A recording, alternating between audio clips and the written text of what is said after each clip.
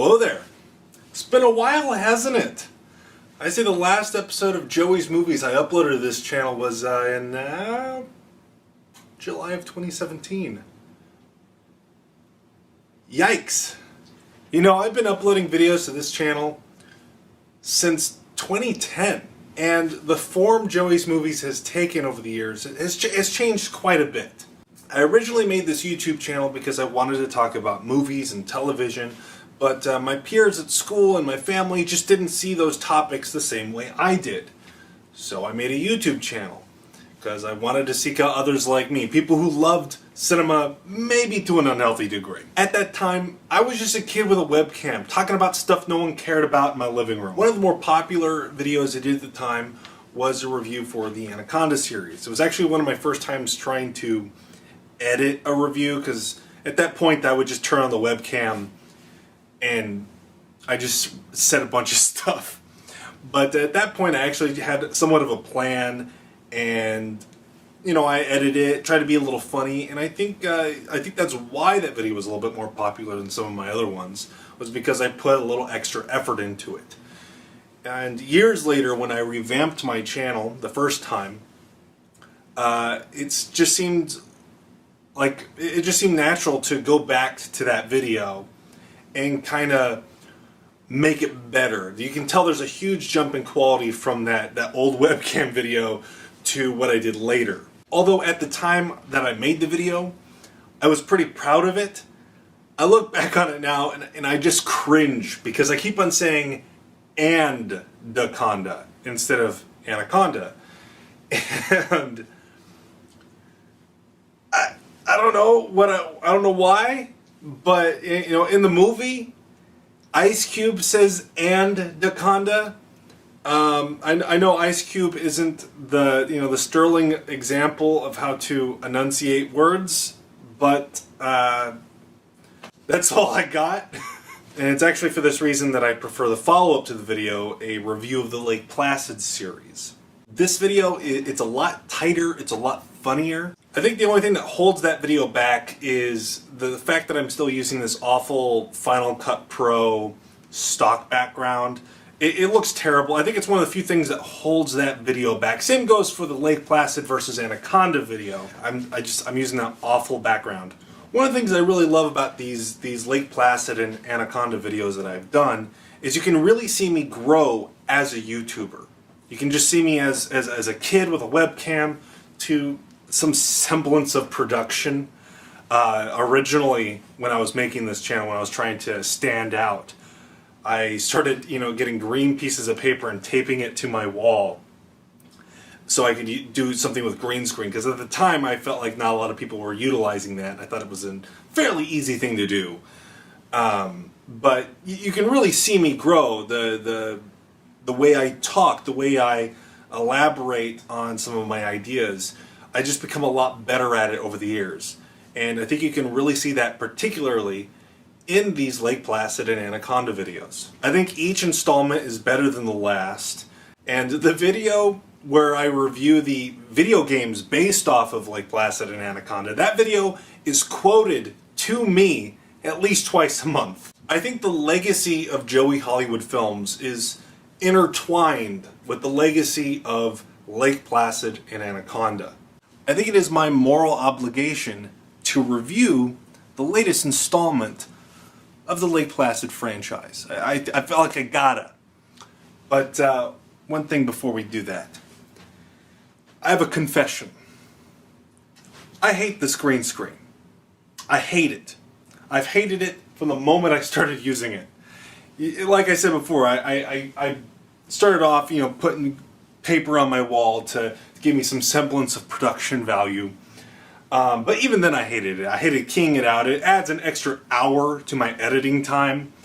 I've never liked it. And the only reason why I had it there was because I wanted to stand out in a sea of YouTubers doing the same thing. But now this is the norm. Everyone's got a green screen. I want to stand out again. So, and I think moving forward, I'm ditching the green screen. Sorry, guys.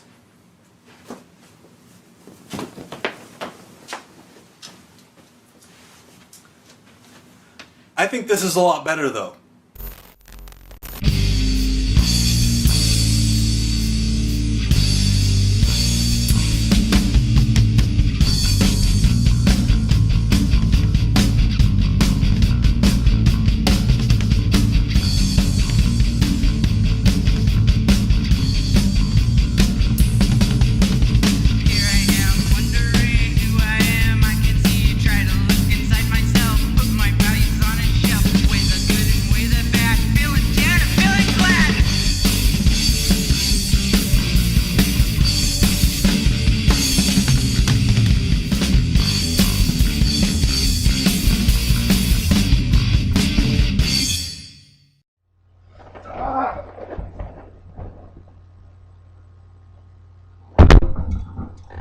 Hello.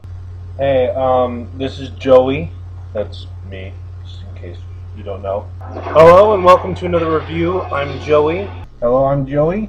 And this is my review for the Riddick trilogy. Hello, I'm Joey and I'm reviewing Avatar. Hi, I'm Joey Hollywood.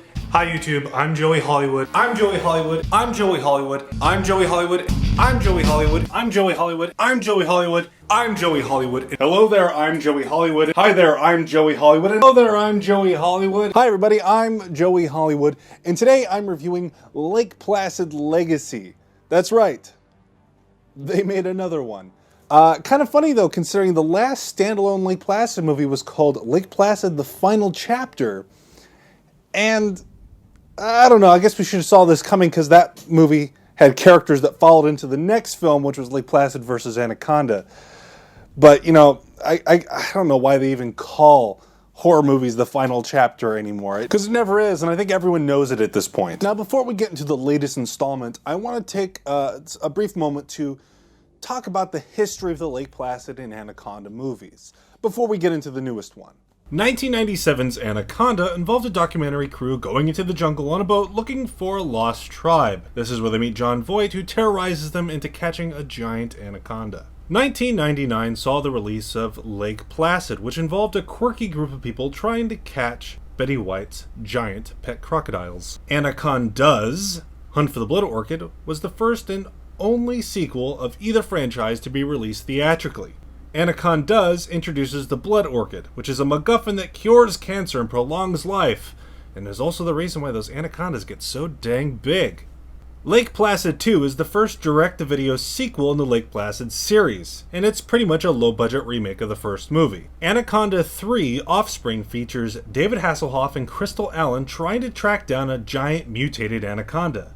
This movie introduces the evil corporation that's trying to unlock the secrets of the blood orchid, and they're not afraid to give Anaconda scorpion tails to do it. Lake Placid 3 introduces Yancey Butler, who becomes the main character of the Lake Placid series from this point on, and is honestly the best part of these direct-to-video sequels. Anaconda's Trail of Blood is the last standalone Anaconda movie, which has Crystal Allen fighting an anaconda with regeneration powers and tries to shut down the evil corporation for good.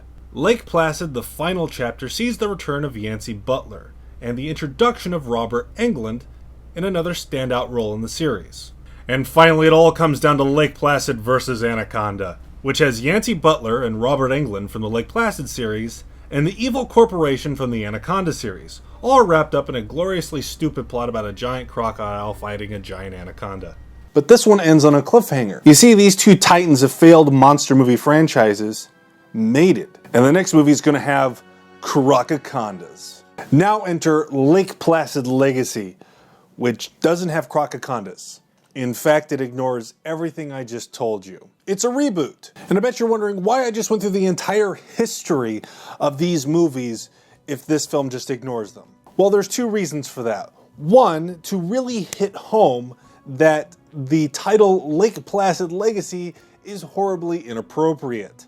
This film ignores not only the legacy of the direct-to-video sequels, but it ignores the original film itself. And I'm not just talking about continuity, I'm talking about tone too. These films have very little in common. The second reason is something that I'll get into a little bit later. Now, the Lake Placid movies have notoriously bad Photoshop jobs on their covers. I think the worst one was Lake Placid versus Anaconda. I'm serious. I want that as a poster. That is just gloriously bad. It's just so awful. I love it. However, Lake Placid Legacy, I think, is the first sequel to have a decent looking cover. Heck, I think it actually tops the original. I really like the idea of it, a single boat driving into the jaws of an island that resembles a giant croc. It looks really cool. I just wish I loved the movie as much as the poster. Lake Placid Legacy opens up with our protagonist sitting in a van plotting to expose some corporation of poisoning whales. They're introduced as adrenaline junkies and environmental activists. One of these forgettable characters has a sister who is a journalist documenting their illegal exploits. Apparently their big plan is putting a banner on the side of a building. So all this just to put a banner on the side of a building. What does that even get you? It makes the evening news. Yeah, right. As soon as they see that thing on the building, they're going to cut it down before the news... I stand corrected. This scene is kind of weird for two reasons. Well, one, it looks like they're on a spaceship rather than some sort of business skyscraper. I mean, with all those neon lights and pictures of space on the wall, geez Louise, Star Trek had less sci-fi looking sets. And that show took place in the future. The second weird thing about this scene is it's intercut with a guy running, presumably from a giant croc. I mean, there's just no setup or connection between these two events happening.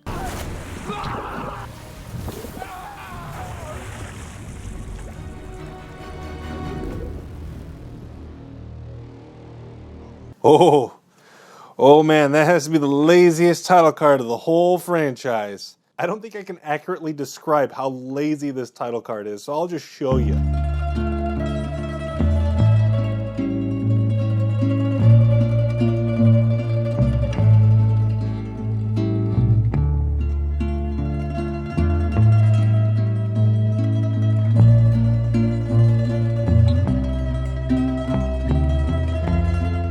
They didn't even bother moving the legacy to make it look more aesthetically pleasing. And after that hilariously bad title card, we are introduced to our main characters. Here we have Jade and Alice, sisters who probably won't die, Sam who might die, Billy who will probably die, and Spencer who you really want to die.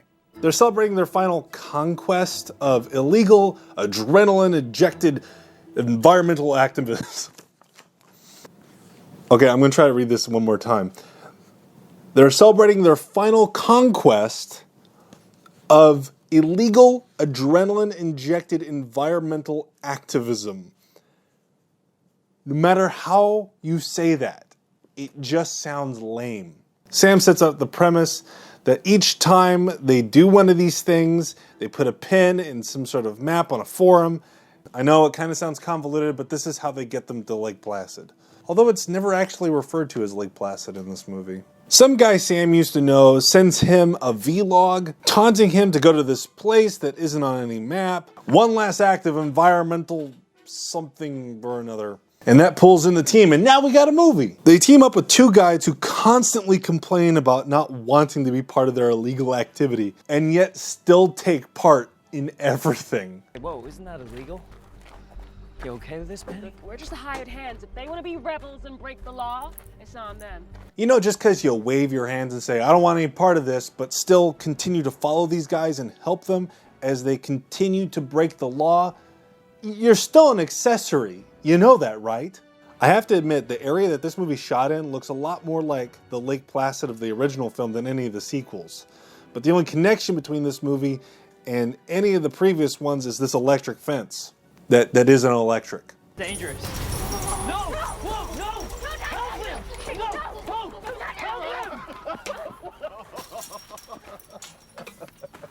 Help him! The look on your face was priceless. Just kill that man already. They get to a small island in the middle of the lake and they find a GoPro with some Blair Witch type footage on it.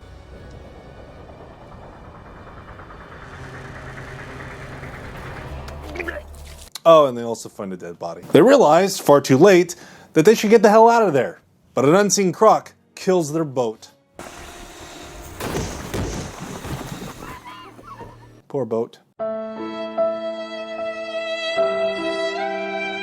Oh yeah, and one of the guides is killed. I didn't really know them anyways, they just complained. Now, they're stuck on the island. But don't worry, they're not going to be attacked just yet. You see, the CGI would look way too bad in the daylight, so the Crocs are going to wait until nighttime to attack them. They descend into the tunnels where the surviving guide elaborates more on the backstory of this area and further distances this movie from the original and its sequels. My daddy talked about these mysterious boats coming and going from the islands at night. Strange corporate types passing through town. They sure were up to something, but then it all got shut down. Yeah, that didn't really happen. Now that they're in the tunnels, though, they can spend the rest of the movie running through them, away from a crocodile. They split up and eventually get killed off one by one. Billy gets his head bit off while looking through a circular window. And the way it's executed, it looks like he just stuck his whole head out the window. Like, that's the only way this could have happened. But this, of course, leads to one of my favorite effects in these kind of movies. The bloody mat over an actor's head. Classic. Probably my favorite kill in this movie is when this person is in a tunnel, lit only with a flare, but only because it kind of reminds me of that episode of Kolchak the Night Stalker. They eventually meet up with this guy who reveals that the Crocs are the result of some sort of mad science. When this guy popped his head into the movie, I swear I thought it was Bill Burr. Now, hear me out on this. The original Lake Placid movie has their comic actor, Betty White. It only made sense that they would have a funny actor in this movie. I mean, the second one had Cloris Leachman. The third one had Robert Englund, who I guess isn't really a comic actor, but he was the funny actor in that one. So it only made sense that they would get a funny actor for this third movie. But ends up, this is not Bill Burr. This is Joe Pantoliano? I'm sorry if I'm not pronouncing that correctly. Renowned character actor. Making a funny actor play this role would be a little too much like Lake Placid, so of course they gotta distance themselves from that. Look, I never really liked you, Billy, but you had the school's computer system that time? Yeah. Changed my grades so I got my baseball scholarship? Yeah. Well, that's when I knew. What? God made geeks for a reason. Please, just kill him. Please. Oh. Thank you, movie. Well, everyone dies, except for the sisters. Jade and Alice have to work together to blow up the Croc, and once they do, they leave the island. But not before some sequel bait.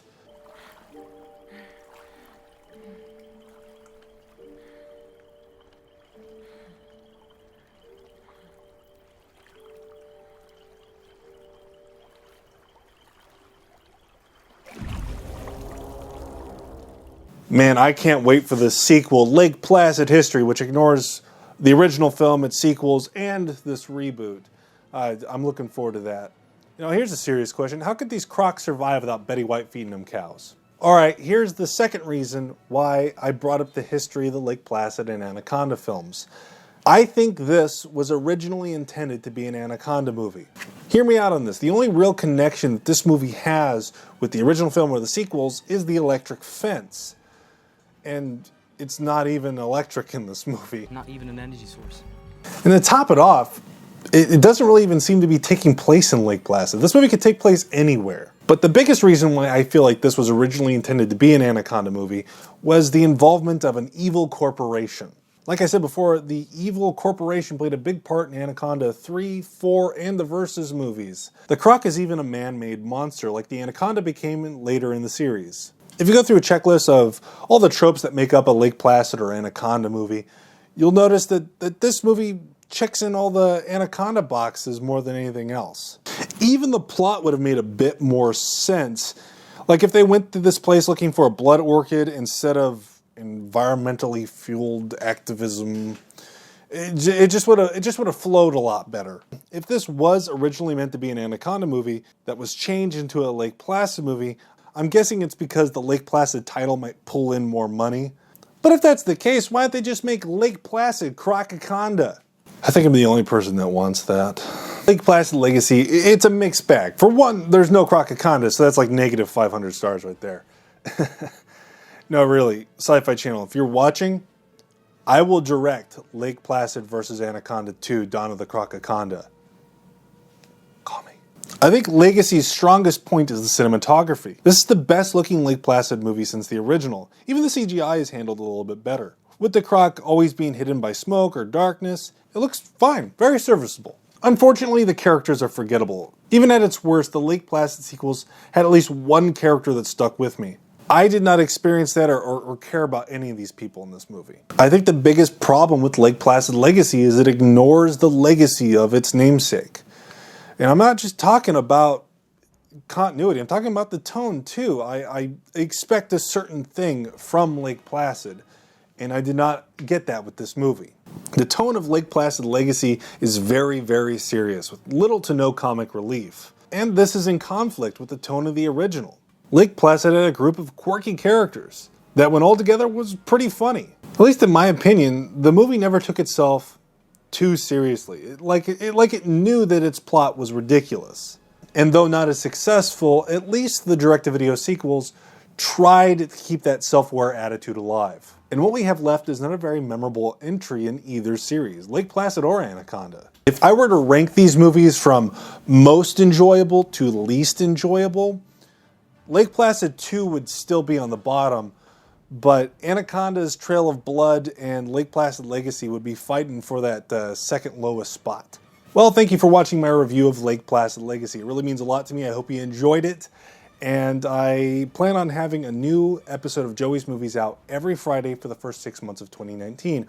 So I'll see you next week. And remember, please be kind and rewind.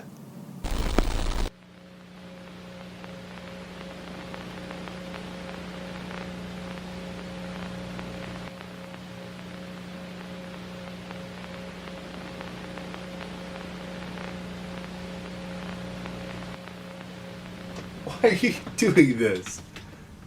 What are you doing? What are you doing? Oh. Hey, Dad, you recording? You recording, Dad? Oh my god. Oh my gosh. I'm gonna have so much cat hair on me. Oh my gosh. Why are you doing this? That's right. They made another one.